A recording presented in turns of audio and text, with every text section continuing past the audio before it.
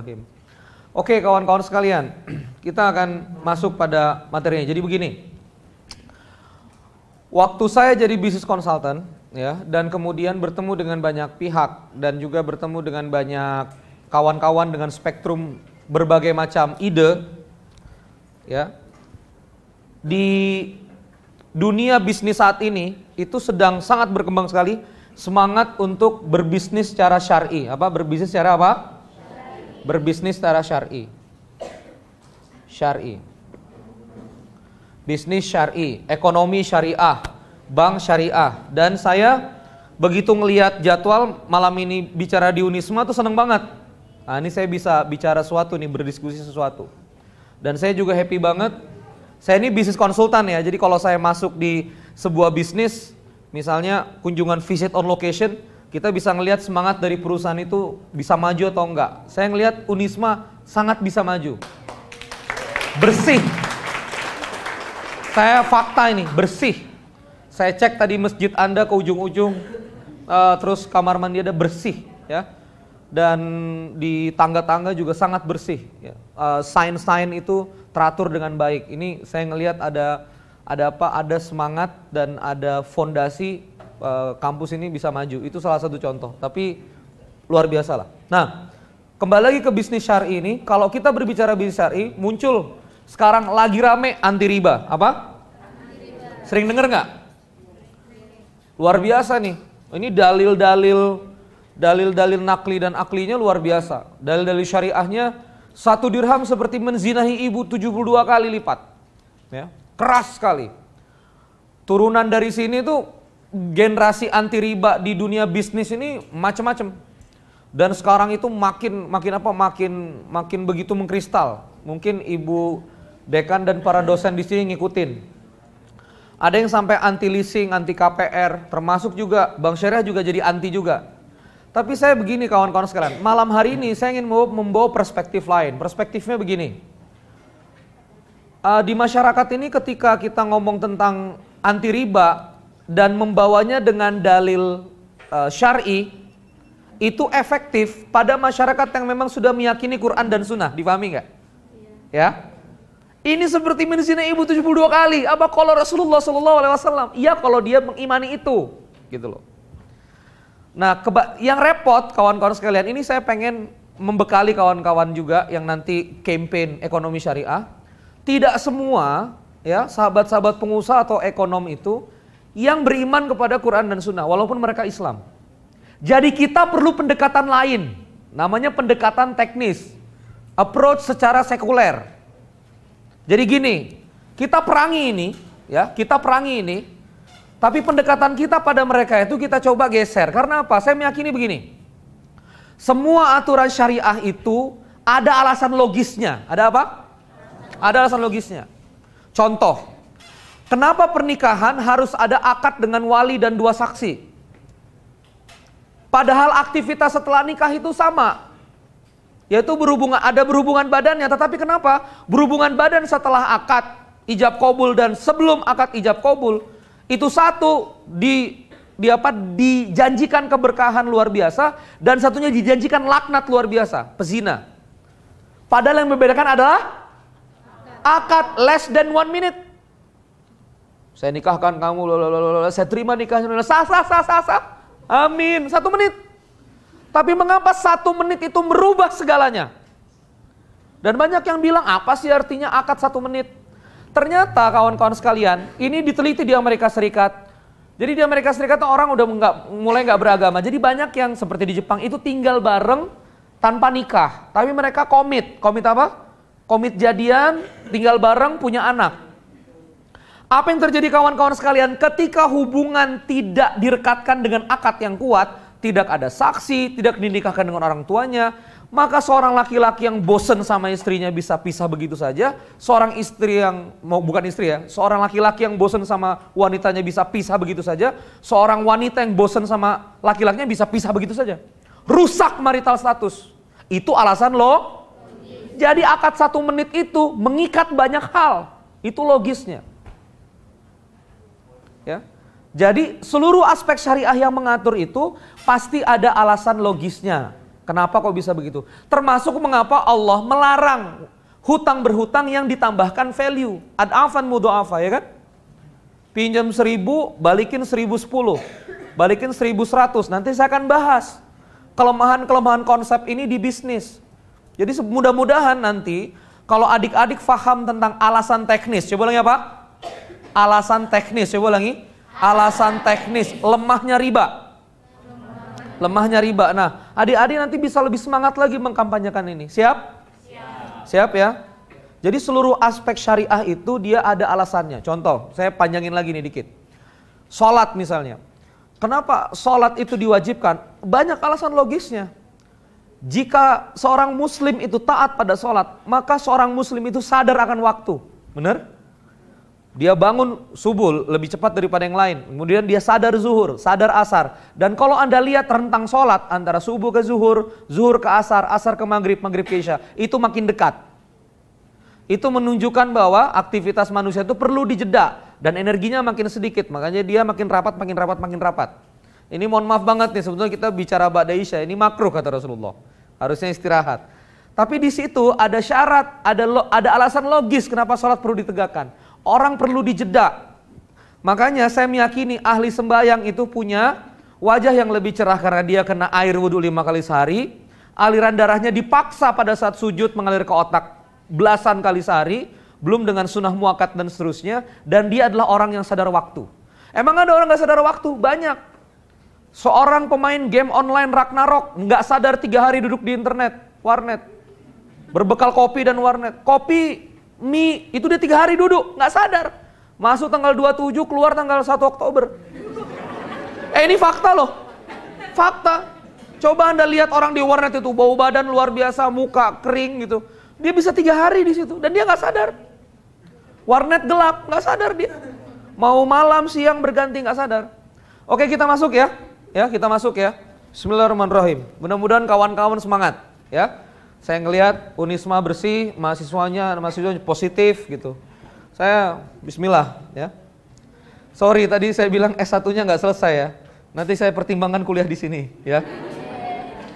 Saya kemarin mau S2 Bu ke IPMI. Saya bilang sama IPMI, saya mau S2 MBA, saya bosan short course, ambil corporate value 2 hari, finance 3 hari gitu. Jadi saya mau kuliah MBA. Nggak boleh harus ada S1. Saya bilang sama IPMI, udah saya bayar nih 125 juta, nggak usah kasih ijazah. Nggak boleh juga sama IPMI, harus S1. Pusing saya ya. Jadi sekarang saya lagi nyari S1 sebetulnya ya. Ini kampus ini saya pertimbangkan ya.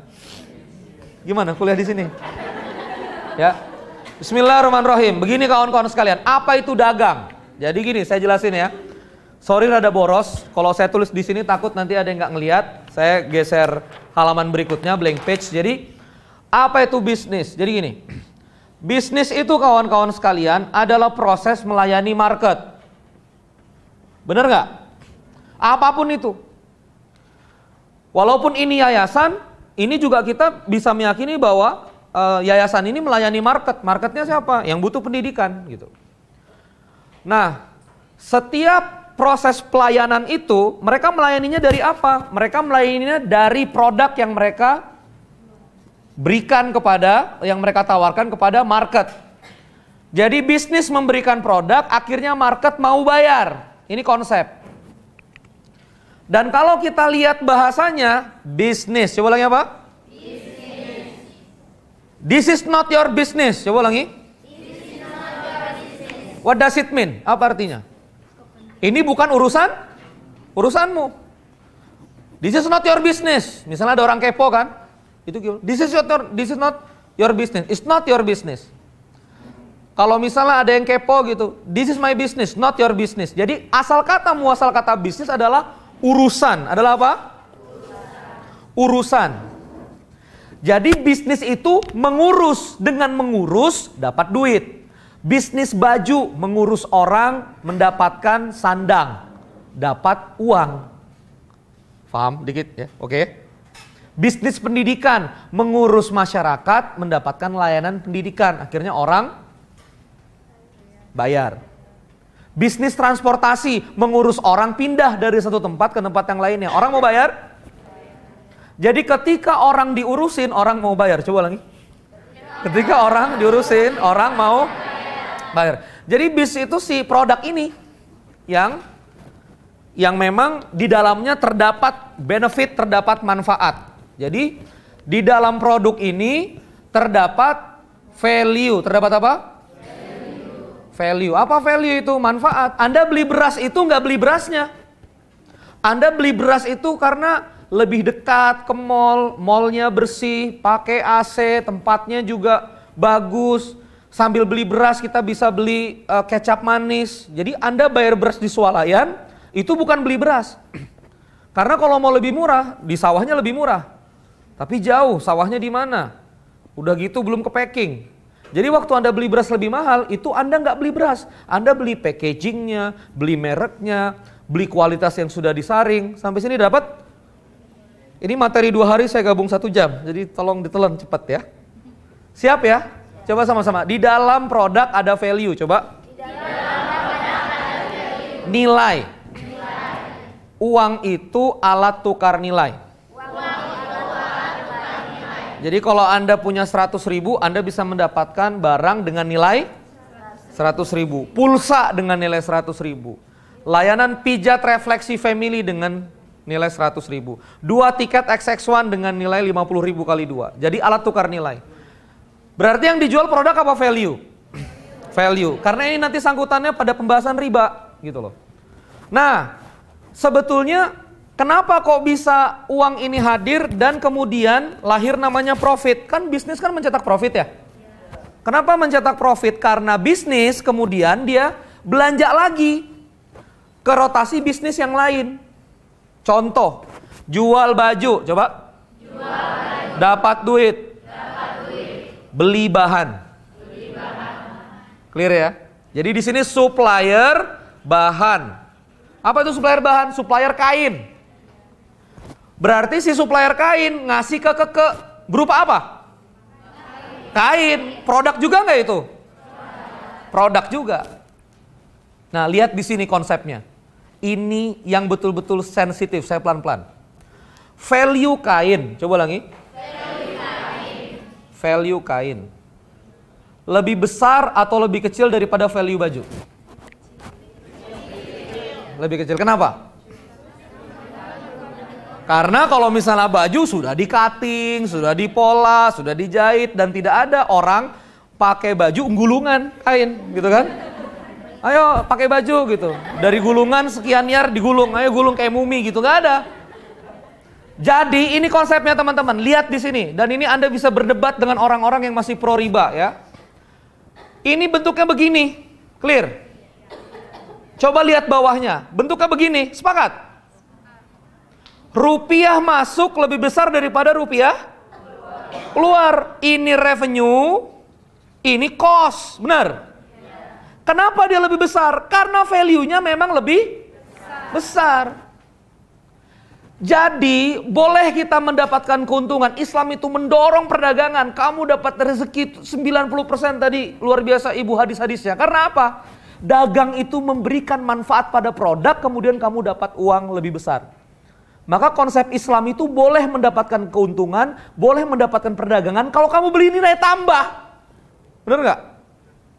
Kalau kamu beri nilai tambah. Beli baju 1000 package, 1000 pieces, 50.000,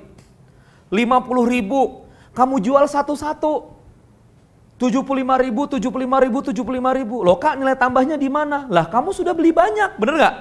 Kamu bawa dari supplier. Akhirnya kamu retail di Tanah Abang. Apa value yang kamu bawa? Mendekatkan baju kepada konsumen. Sekarang pertanyaannya, orang punya uang 1.000 dipinjemin, kemudian seseorang itu harus balikin 1.010. Coba cari di mana letak value yang diberikan oleh si peminjam 1.000 itu. Ya dia mau minjemin Kang, itu bukan value. Nggak ada nilai tambah yang terjadi. Kecuali 1.000 itu dibelikan tepung, tepung dijadikan roti, roti dijual lebih mahal, oke? Tapi kalau misalnya semangatnya adalah menjual uang, maka uang yang diperdagangkan ekonomi realnya nggak berputar. Seperti hari ini, uang dimasukkan ke sektor moneter 98%. Jadi kalau misalnya ada Kawan-kawan sudah belajar nggak sektor moneter, sektor real? Nanti baca ya. Jadi gini kawan-kawan, ada namanya pasar uang. Apa namanya? Jadi uang yang diperdagangkan itu 98% teman-teman. Jadi kalau uang itu 1000 triliun, berapa triliun? Itu 980 triliun itu di pasar uang. Masuk, keluar, tambah bunga, sekitar 20 triliun itu mutar di mana sektor real? Di pelabuhan itu sektor real, perdagangan. Jadi kalau pelan-pelannya aku kalau ngomong ini emosi sih ya. Saya pelan-pelan. Gini, coba kamu bayangin. Ada orang punya uang 10 juta. Ada orang punya apa? 10 juta. Mazhabnya riba. Mazhabnya apa? Riba. Maka dia, ini sejuta nih, apalagi di pasar-pasar itu Bu ya. 5% sebulan, 10% per bulan. Ada loh. Di pasar-pasar itu bisa 20% per bulan. Akhirnya dia pinjemin kan? Pinjemin sejuta. Ekonomi bergerak nggak? Oh bergerak Kang, yang dipinjemin bisnis. Iya kalau bisnis. Kalau cuma pakai secara konsumsi, akhirnya balik 12 juta, target dia 20%. Lalu bayangkan begini, dia punya uang 10 juta, kemudian dia beliin terigu. Dia beliin apa? Terigu. Atau kemudian dia beliin lagi daging sapi. Dia buat bakso, dia buat mie. Bergerak nggak ekonomi? Ada beli terigu, kemudian beli daging, beli mie, dan kemudian dia dagang. Kemudian dia apa? Dagang, dapat 18.500.000. Sah? Halal nggak? Halal karena memberikan nilai tambah. Sampai sini logis? Logis. Jadi kita memang harus berjuang untuk menghantam ini serius. Kalau enggak ekonomi enggak bergerak. Orang senangnya apa? Senangnya minjemin dapat bunga. Termasuk semangat ya. Ini lagi ditelaah oleh banyak kawan-kawan. Termasuk mengapa zakat pada uang yang mengendap atau zakat pada gini. Zakat itu ada yang tanah produktif, ada tanah yang tidak produktif. Zakat pada tanah yang tidak produktif itu tinggi betul. Nanti Anda silakan baca, saya takut ngomong persennya. Karena kita ini di dunia Islam mazhabnya lumayan rentangnya jauh.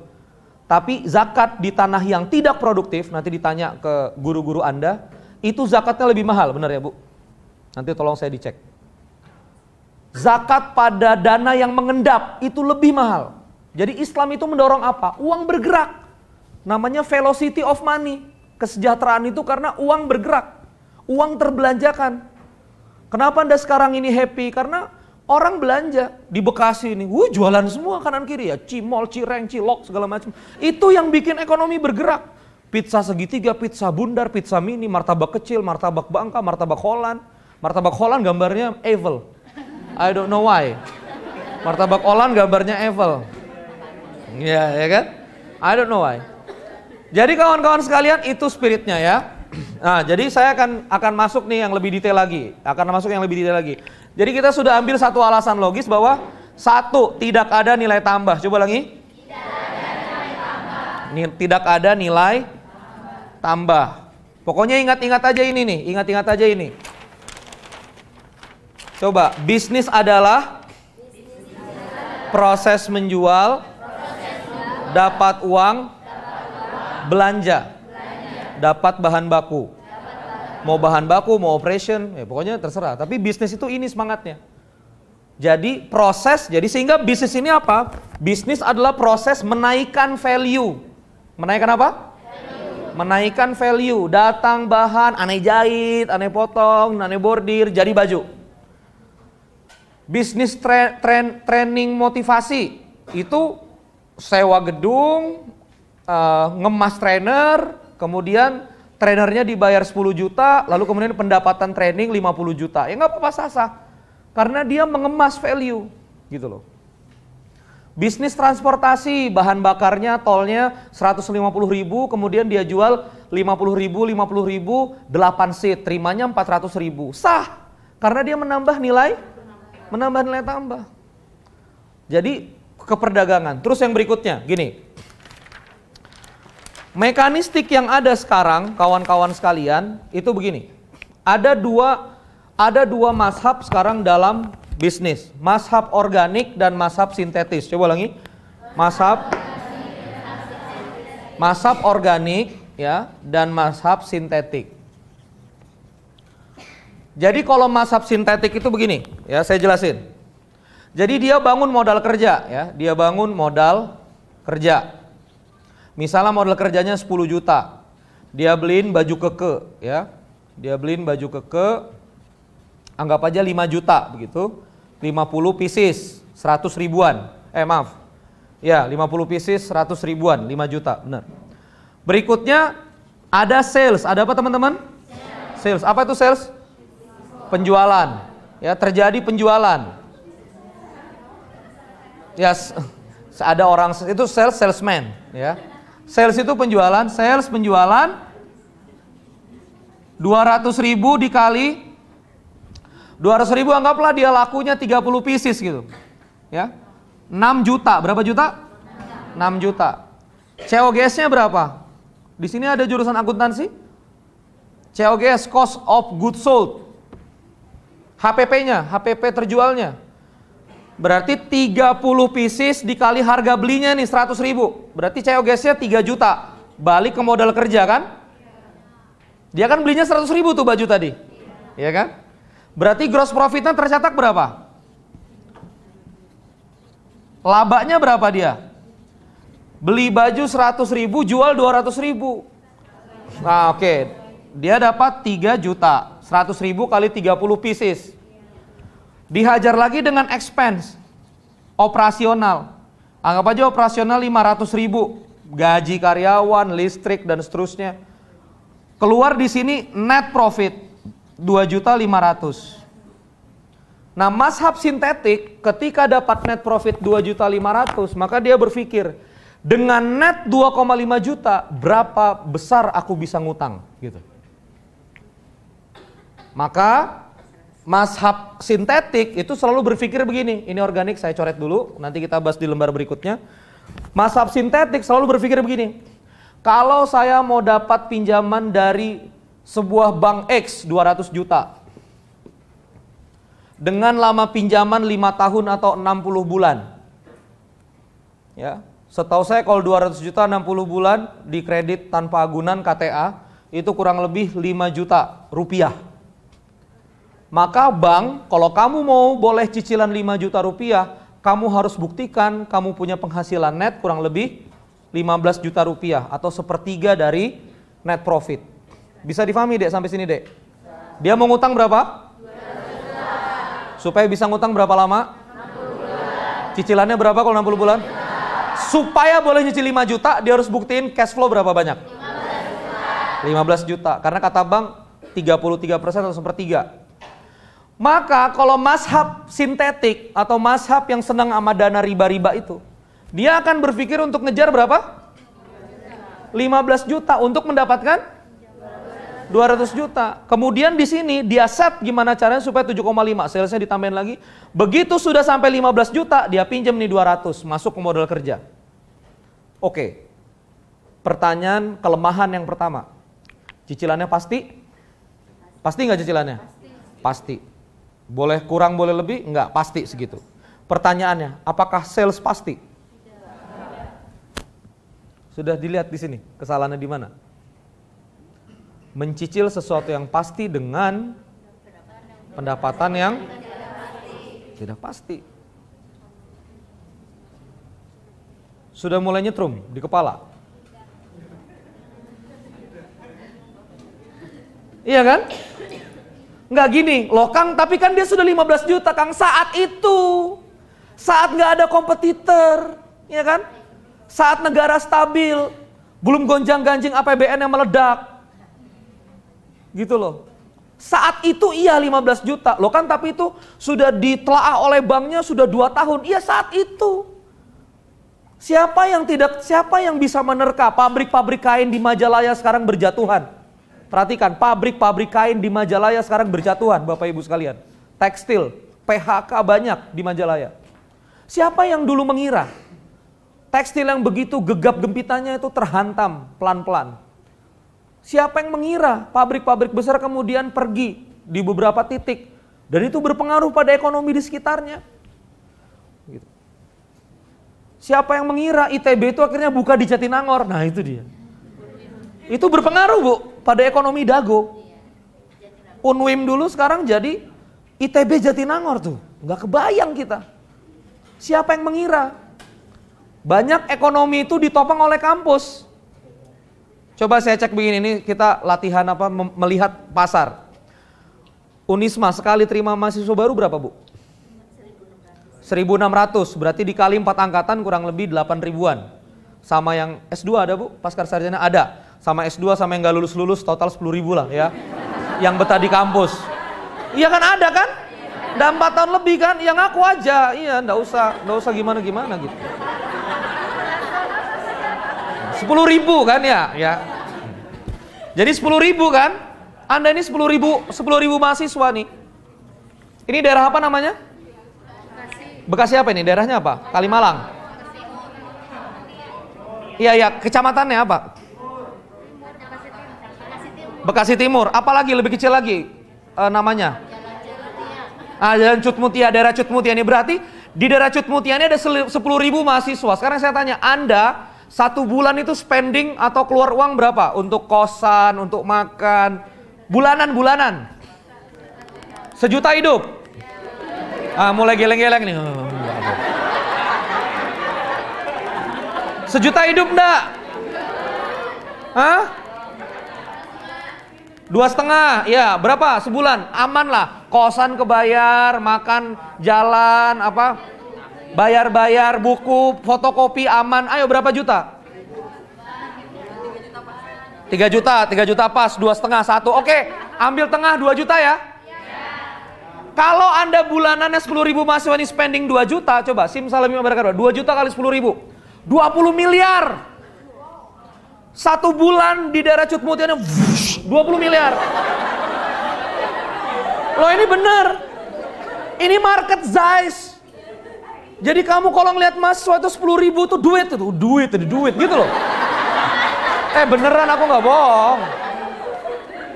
Iya beneran ini. Kok sampai ke situ sih nak? Itu namanya market size. Oke, market size-nya ini nyambung ke sini loh, nyambung ke sini. Sales dia 15 juta karena market size-nya ditopang sama kampus. Lah kampusnya tutup, hancur market size-nya. Siapa yang bisa menjamin sebuah kampus buka terus? Ya bukan tutup, siapa tahu pindah ke daerah yang lebih besar, kolaps.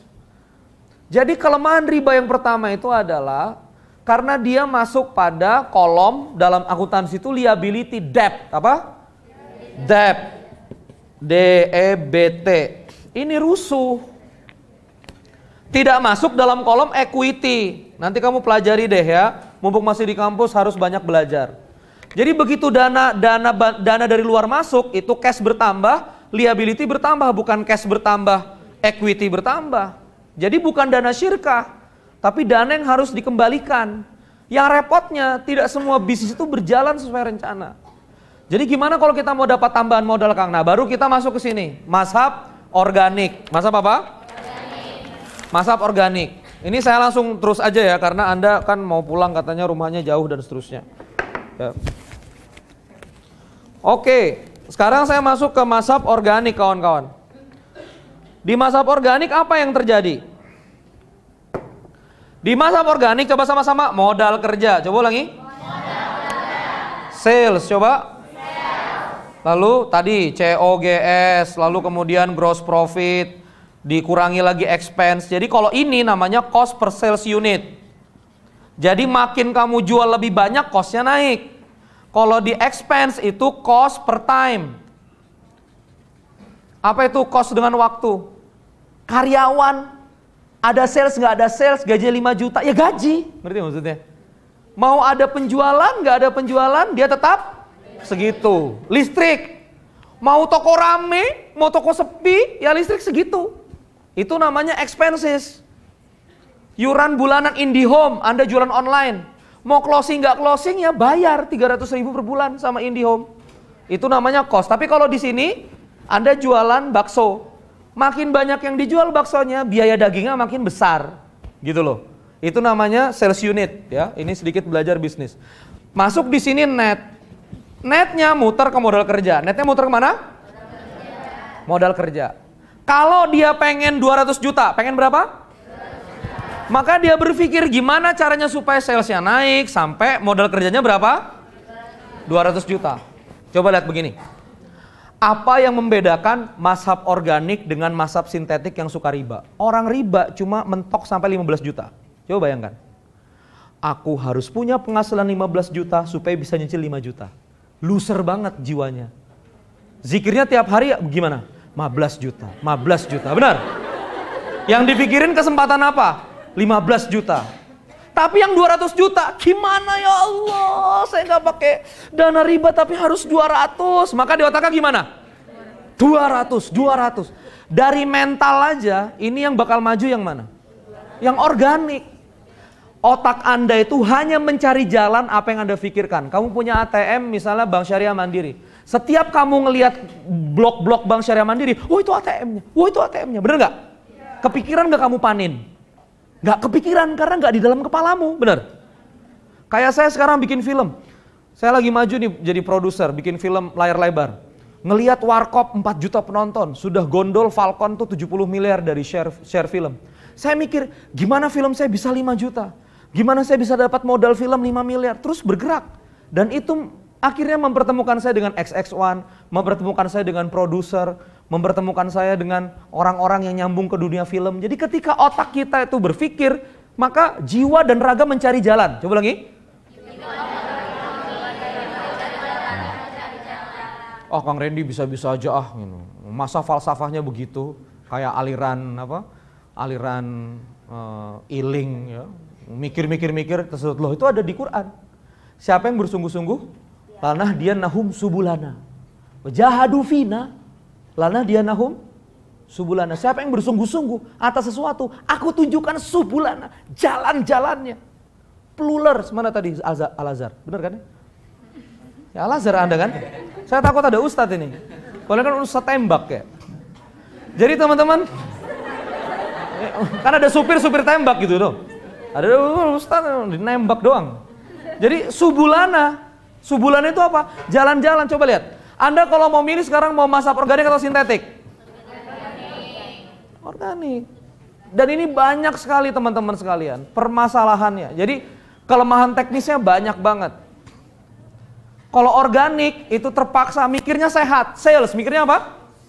Gimana sales besar? Apakah sales besar itu dengan modal kerja yang besar? Enggak juga. Banyak teman-teman saya akhirnya suppliernya seneng. Sudah barang bawa aja dulu. Perhatikan. Nah ini saya masuk ke solusi.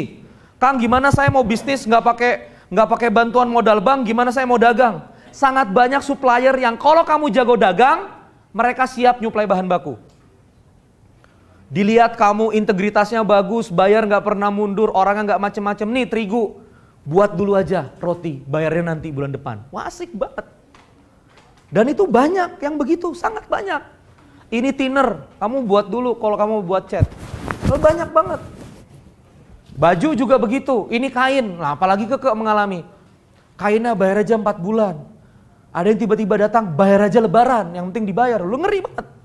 Lebaran itu berarti kita dapat hutang dagang sejauh sekitar 8 bulanan. Gitu. Gitu ya. Nah, startup entrepreneur di mana. Nah, ngelihat Unisma ini semangat saya satu. Saya pengen teman-teman melihat syariah ini dengan perspektif yang lebih luas. Jadi kenapa sih Allah itu mengharamkan uangnya yang didagangkan? Yuk kita sekarang kembali ke filosofi ini. Udah di jam 9, saya pengen diskusi sama teman-teman. Coba kita kembali ke pertanyaan mendasar. Kenapa Allah melarang uangnya yang diperdagangkan? Karena uang itu alat bantu. Alat bantu perdagangan. Uang itu tidak ada nilainya sebetulnya. Uang itu ada nilainya, tapi dia adalah support perdagangan. Mudah-mudahan sudah diajarkan ya asal-usul uang ya. Jadi gini. Dulu orang itu budayanya adalah barter. Apa? Barter. Sebelum ada uang, dia barter. Budaya barter ini akhirnya orang yang punya gandum, kalau mau beli sendal, dia bawa apa? Coba Anda bayangkan repotnya orang dulu tuh ya. Tapi it happen gitu. Aku mau bawa itu dong, mau beli apa? Sendalmu. Oh yaudah deh, gandum 20 kilo, taruh gitu. Bayang nggak? Dapat sendal. Yang bikin sendal mau beli baju, ya dia bawa juga beberapa sendal, tukar sama yang bikin baju. baju. Dan begitu terus. Hingga akhirnya muncul sebetulnya mata uang yang pertama direcognize itu adalah emas dan perak yang nilainya dianggap stabil. Jadi dikalibrasi kira-kira si kain itu berapa perak, berapa emas muncul. Dalam istilah Islam itu dinar dirham. Apa? Dinar dirham. Jadi Rasulullah tidak, kenapa dinar dirham ini muncul?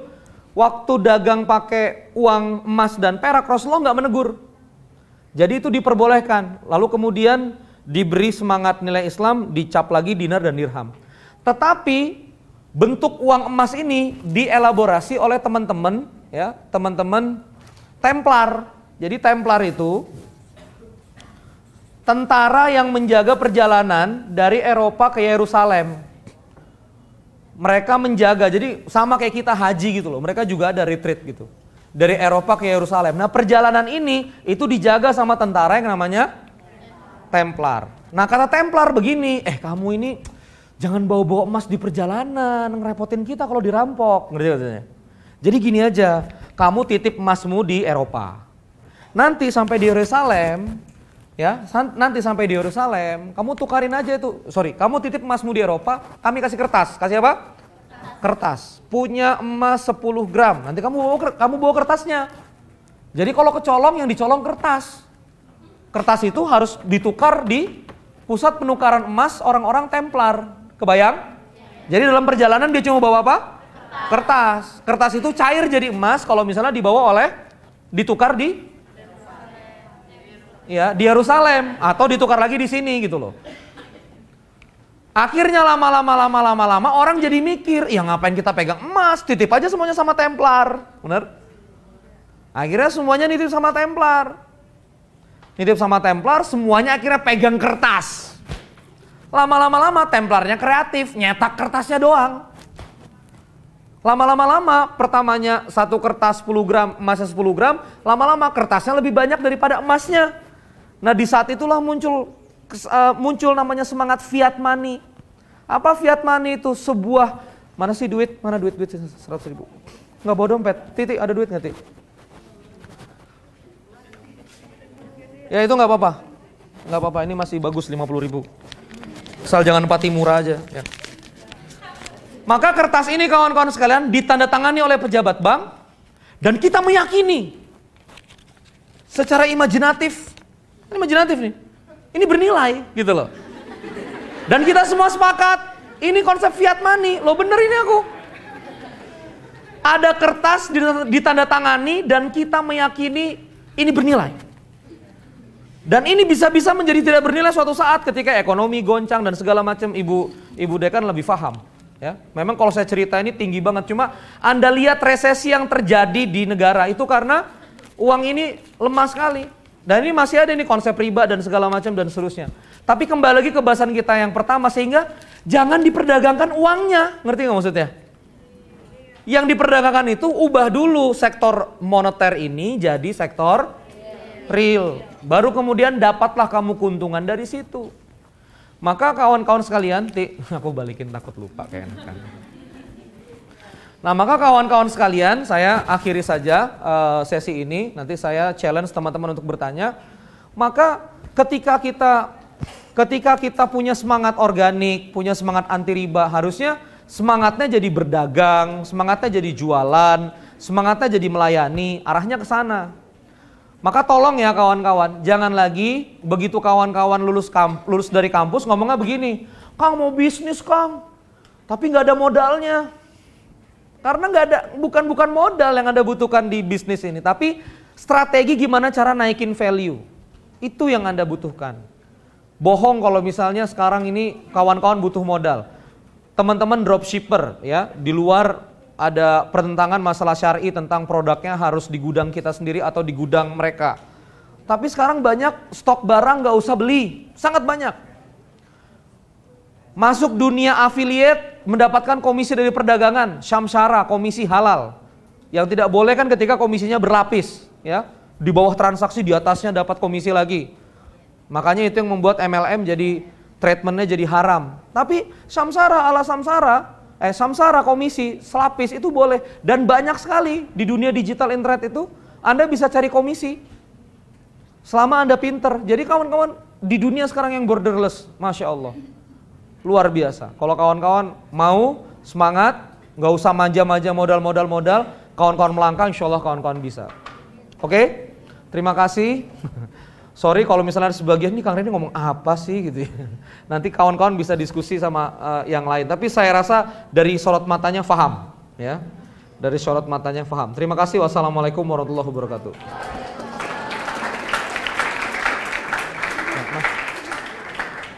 Ada tanya jawab? Silakan kalau ada. Oh iya, langsung mengangkat tangan.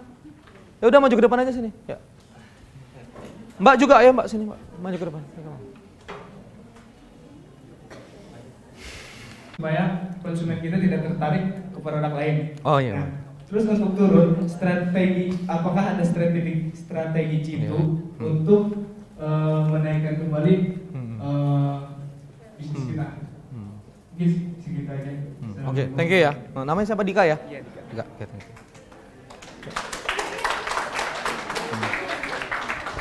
Assalamualaikum warahmatullahi wabarakatuh. Waalaikumsalam.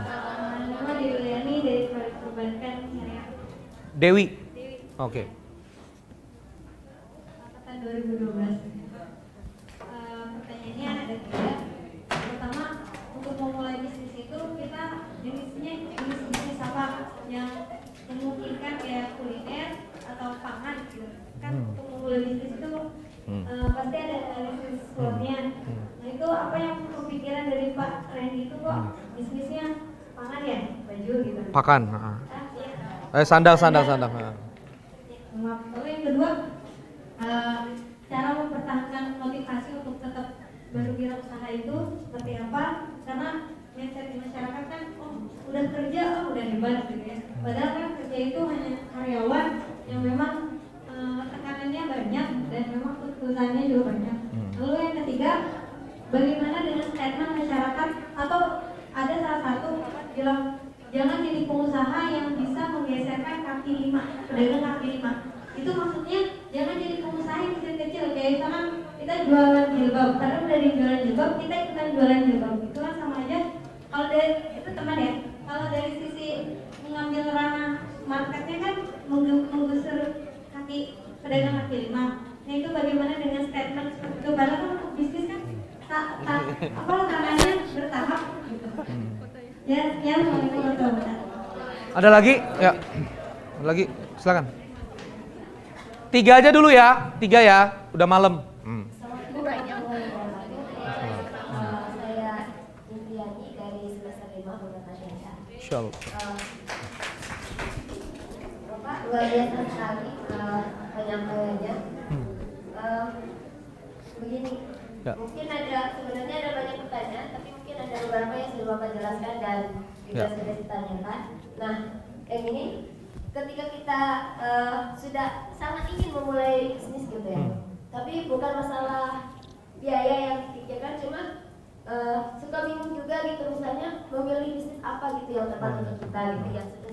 Nah, langkah awal apa gitu yang harus kita lakukan untuk bisa memulai bisnis itu, sementara kita belum tahu untuk memulainya, untuk bisa menjaga apakah dengan ikut reseller atau dropship atau segala macamnya itu. Ya, Bu, mungkin ini pertanyaan yang agak pribadi Pak. Apakah ada sistem dropshipnya gitu? Kalau ada, mau hubunginya kemana gitu Pak? Terus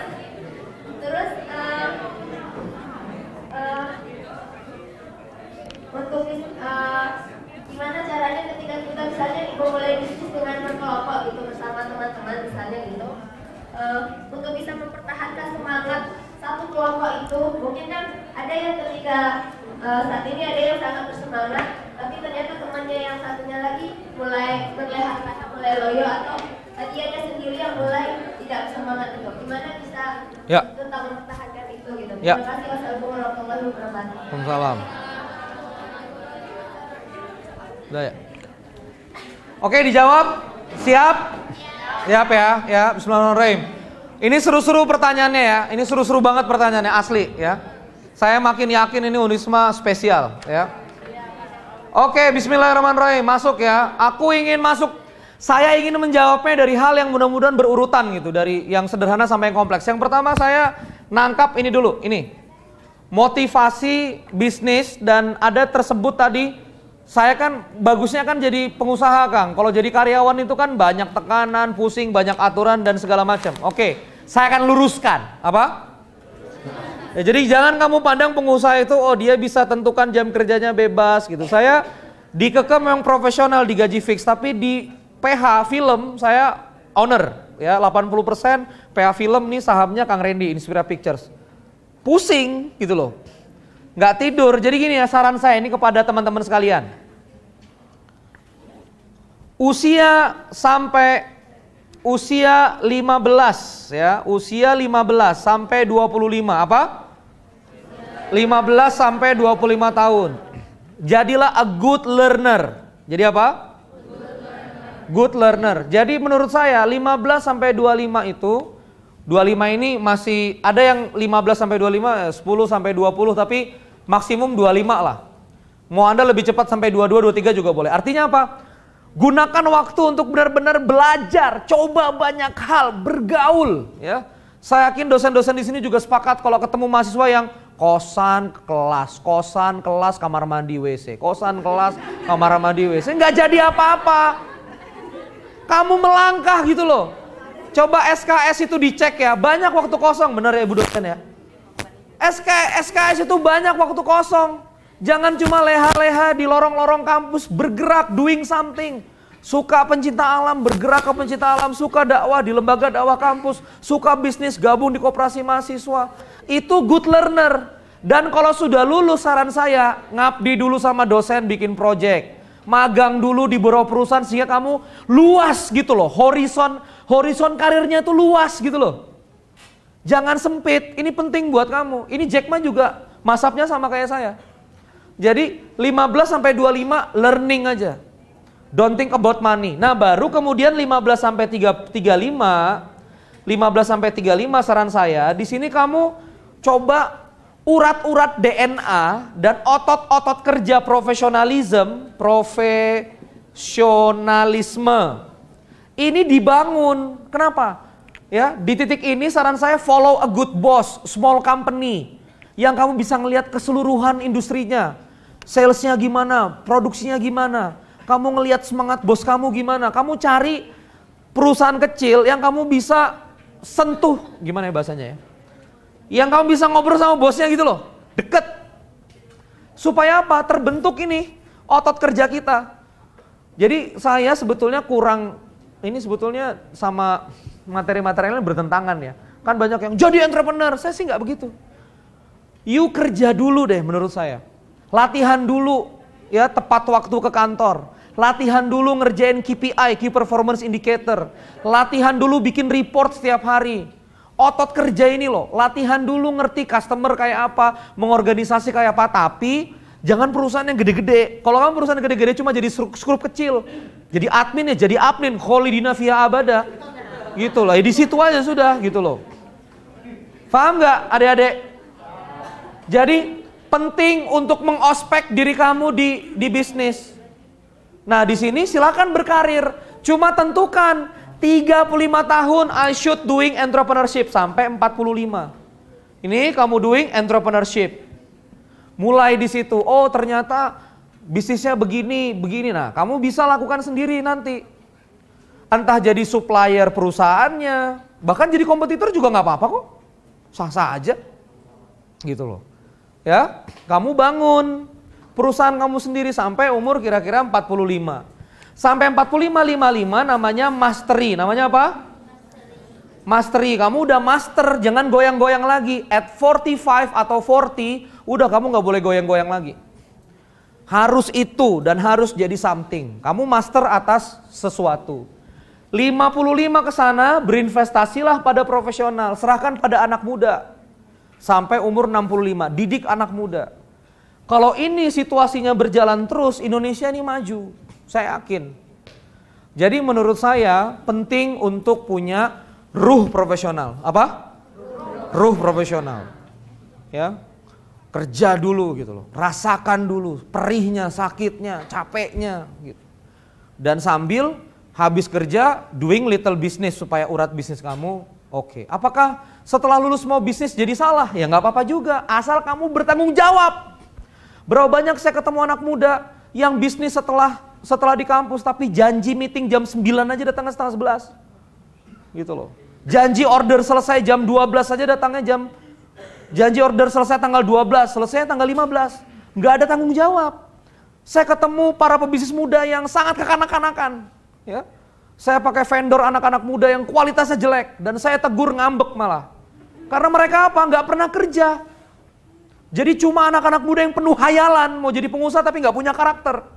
Ya. Nggak bisa datang tepat waktu, nggak bertanggung jawab. Nggak bisa bikin report. Gitu loh. Sorry nih marah-marah. Karena saya ketemu begitu.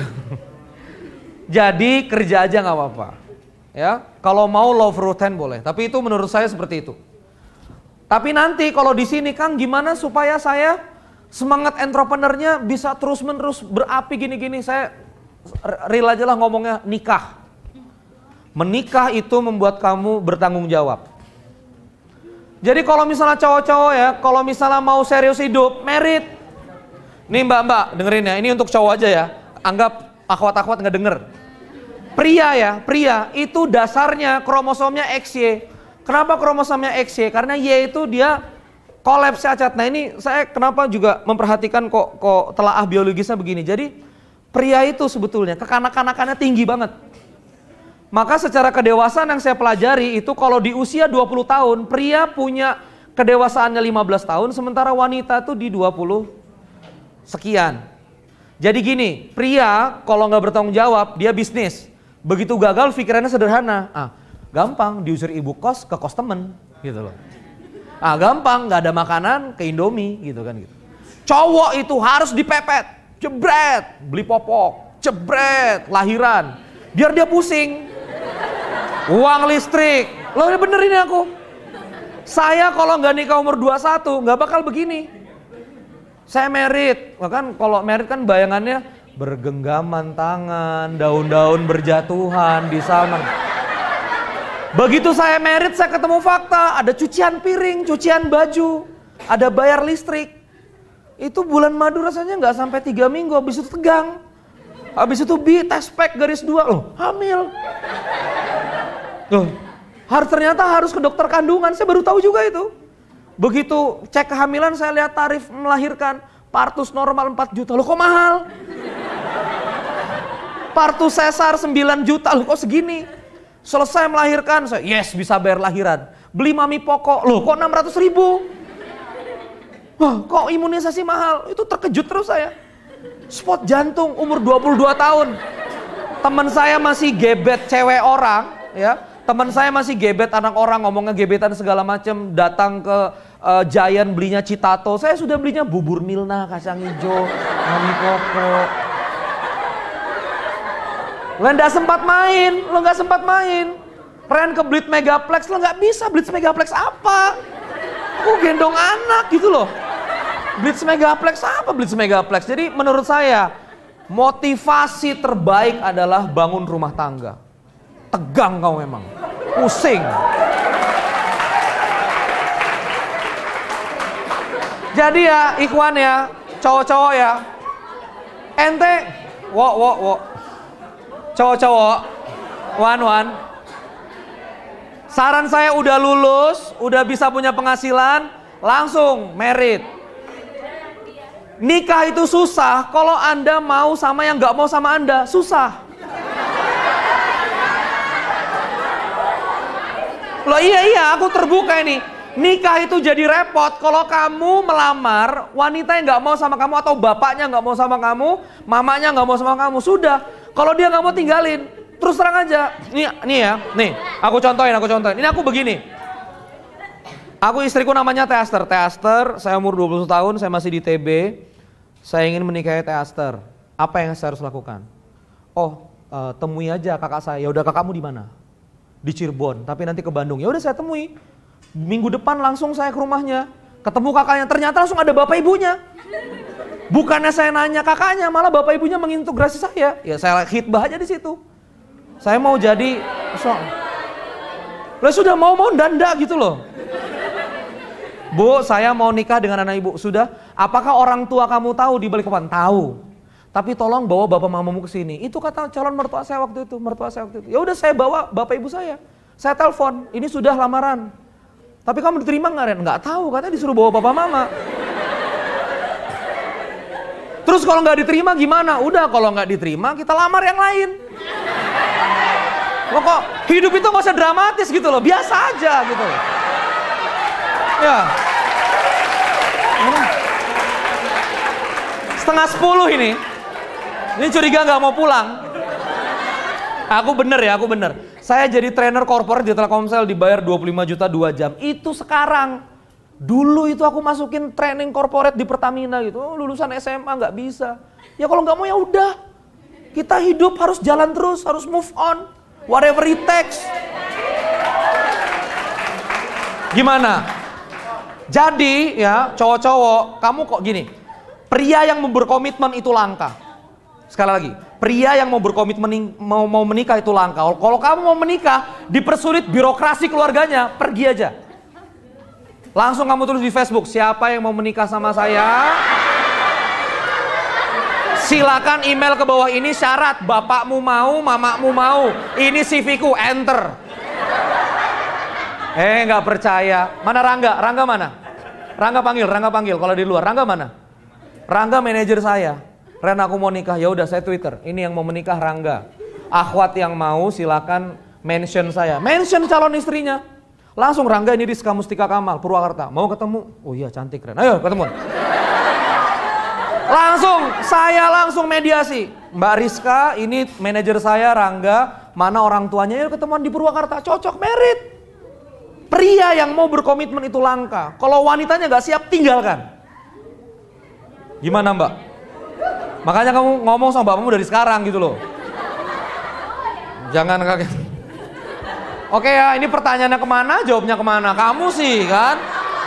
Jadi aku begini jadinya, ya kan? Maaf loh bu, ini jadi sesat gini pembahasannya kemana-mana. Oke, jadi itu ya. Semangat kerja dulu nih ya. Saya ngeraba nih. Ini Unisma karakternya bagus. Kalau misalnya kerja di Unisma bagus, bersih. Pasti ini manajemennya tegang nih. SOP-nya ketat, KPI-nya. Saya ngeraba Unisma nih birokrasinya cukup kuat. Nah, kamu belajar di sini. Jadi dosen kayak asisten dosen kayak ngelap-ngelap kayak apa kayak bagus. Makanya kalau kiai dulu, coba lihat kiai dulu apa? Kiai dulu. Harus ada pengabdian santri toh? Iya itu betul, supaya karakternya jadi. Lanjut, jenis bisnis. Gini, bisnis itu cuma wasilah. Nggak apa-apa ya, wireless. Bisnis itu cuma wasilah, teman. Target kita itu cash. Apapun caranya, asal halal, semuanya benar. Jadi kalau Anda tanya jenis bisnis apa kak yang bagus kak? Kuliner kak, anu kak lah. Yang pokoknya market mau bayar produkmu. Terserah.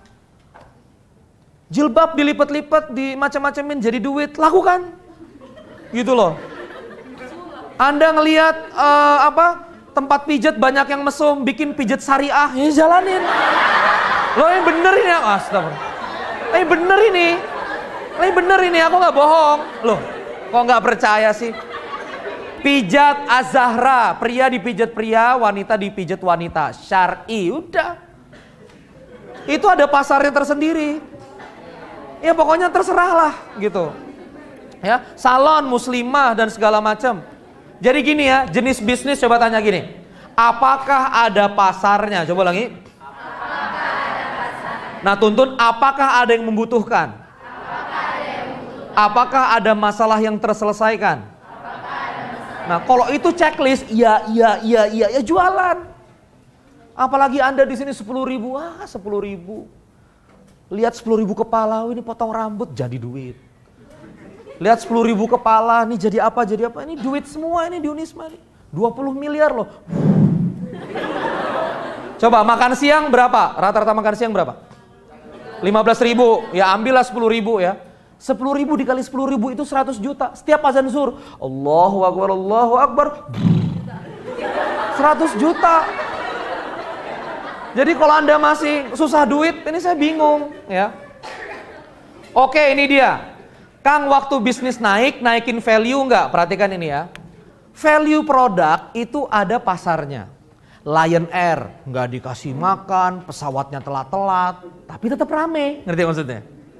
Karena Lion Air bilang harga aneh murah. Aneh telat karena kalau pesawat kosong ngetem dulu dikit, kan gitu. Nunggu penuh gitu kan. Jakarta kan gitu kan. Pesawat mau berangkat sama Lion ditemin dulu aja Jakarta. Ya wajar. Jadi kalau misalnya dung penerbangan flight JT615 Jakarta Bandung Lion Air diperkirakan terlambat. Itu penumpang Lion Air tenang. Ya karena sudah naturalnya begitu. Tapi kalau Garuda yang telat, orang ngamuk. Jadi Lion Air nggak perlu naikin value. Ya, nggak perlu dinginin AC-nya waktu boarding, nggak perlu dia, nggak perlu kasih TV, nggak perlu bikin tempat duduknya lebih empuk, nggak perlu. Lion Air nggak perlu nggak perlu ke situ karena value-nya memang targetnya murah. Tapi Garuda waktu laris nggak boleh nurunin gitu loh. Jadi setiap layanan itu teman-teman punya value standar. Contoh begini ya. Ada kaki lima jual lele, ayam lele. Kaki lima jual ayam sama lele gitu ya. Jorok banget gitu. Tempat cucian piringnya kamu lihat kan, ember pertama ger gitu ya. Ember pertama itu untuk ngangkat minyaknya, ember kedua kasih sabun, grrr, gitu kan. Ember ketiga bilas gitu kan, terus jadi aja piring bersih gitu kan. Anda bisa bayangkan betapa kotornya itu kan. Terus begitu kita makan, hujan, dibawa kita jadi sungai. Ada nggak yang pernah merasakan itu? Saya pernah tuh merasakan makan di kaki lima hujan deras, memang nggak basah, cuma di bawah saya sungai, jadi sungai. Iya, di Taman Siliwangi itu nasi maut. Tapi banyak yang tiba-tiba dari kaki lima pindah ke ruko, itu malah nggak laku. Kayak curhatnya teman-teman tadi di Bojong Kulur itu. Saya mie ayam, tapi kok mie ayam saya nggak rame, karena begitu orang lihat ruko, mahal ini. Begitu lihat ruko, nggak kelasku ini kaki lima. Padahal harganya sama. Jadi sebetulnya value-nya ya joroknya itu ya, sungainya itu value-nya, ngerti maksudnya? Jadi makin tendanya gitu kan, ayam berhadap-hadapan gitu kan. Itu standar. Tendanya lele berhadap-hadapan terus 353, ayam lele apa. Tendanya begitu, terus kokinya di tengah gitu kan, yang makan di situ, ayamnya ditaruh, itu value. Begitu canggih kamu kasih ruko, orang nggak mau masuk. Karena di tenda itulah value-nya itu. Gabung sama karbon monoksida, asap, knalpot, debu. Gitu. Terus waktu kokinya masak gitu kan. Rasyah. Itu. Habis garuk-garuk ambil mie. Lah tapi jorok itu sensasi. Lo bener ini. Dan kamu seneng ya toh? Kamu menikmati itu, bakso makin jorok di pinggir jalan tuh kamu makin nikmat. Begitu BMK, coba lihat BMK, siapa yang masuk? Keluarga kan? Bakso Malang Karapitan, kamu jadi nggak fit, hati-hati. Value itu pas gitu loh. Ada pasarnya, jorok ini ada pasarnya jorok. Kamu naikin dikit dia nggak ketemu pasarnya. Aneh ya ilmunya ya, udah kamu terima aja lah pokoknya begitu ya. Ini geser kaki lima, nggak gitu-gitu banget deh gini. Hukum daripada bisnis itu sama kayak dakwah. Sama kayak Islam, fastabiqul khairat. Jadi nggak ada istilah, wah saya jual geser gerobakan, sarjana gerobakan menggeser yang kaki lima. Ya nggak apa-apa lah. Apakah Hendy Stiono berdosa bikin kebab Turki Baba Raffi geser kaki lima? Ya nggak juga. Apakah yang gede-gede itu nggak dari kaki lima? Itu dari kaki lima deh. Saya nonton Rusdi Kirana, beli pesawat Boeing, beli pesawat Airbus, ada Obama. Tahu nggak Rusdi Kirana Presiden Lion itu dulunya apa? Penjajah tiket. Penjajah tiket di bandara, calo, bayangin. Weh calo uangnya sekarang ratus miliar. Pesan pesawat itu sampai Obama datang, Rusdi Kirana, Lion. Makanya dia ngerti, orang itu tiket yang penting bisa terbang. Ya kan? Makanya dibuat sama dia murah gitu. Pramugari gak usah cantik-cantik, yang penting bisa berdiri, bisa ngasih makan, udah. Loh ya bener. Lo ya bener, bisa berdiri tinggi, oke. Lo bener mas, kamu berdebat apa? Coba kamu naik Lion. Iya. Naikin aja kan, oh naik itu kan pesawat yang mahal. Ini saya nggak sebut merek Lion, nanti saya disomasi lagi sama Lion. Pesawat itu kan kalau mahal kan, Pak, mohon maaf Pak, sinyal HP-nya Pak, mohon maaf Pak, sinyal HP-nya. Itu kalau pesawat mahal. Kalau pesawat Pak HP-nya Pak, nah gitu tuh Pak. Ada harga, ada rupa gitu loh. Wih kok kasar banget gitu loh. Kalau kamu mau ramah ya bayar mahal, 1.200.000. Ini 400.000 minta ramah kan gitu. Yang 400.000 tuh sampai aja syukur gitu loh. Deg-deg, nah gitu. Landingnya juga pada deg-deg, beng-beng, nah gitu. Ya sudah, memang pilotnya harganya segitu. Kalau kamu mau rada halus ya bayar yang pilot yang rada mahal. Damai?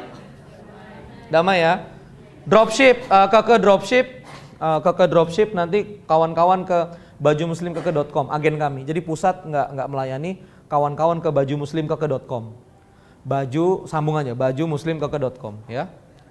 Terakhir tentang bisnis kelompok. Ini saya sudah mau setengah 10. Udah setengah 10 ya. Terakhir bisnis kelompok begini, saran saya gini, bisnis itu berkelompok kalau saling membutuhkan. Kamu kuat, lemah di mana, ajak teman yang kuat. Tapi kalau sekedar, kenapa bisnis berkelompok? Supaya rame Kang, supaya bersama gitu, udah bubar tuh ya. Makanya saran saya kalau memang bisa sendiri aja nggak apa-apa. Kalau mau rame-rame jadikan karyawan, tentukan ownernya siapa, kebijakan apa. Tapi kalau sudah bisnis berlima, berempat itu alamat nggak jalan dan saling mengandalkan. Dan biasanya kelahi, ya. Kamu kok nggak pernah kumpul lagi sih, sibuk ini. Kamu. Nah nggak tahu. Ya. Nanti malah berantakan ke ujungnya. Oke, clear. Tepuk tangan buat kawan-kawan. Saya closing.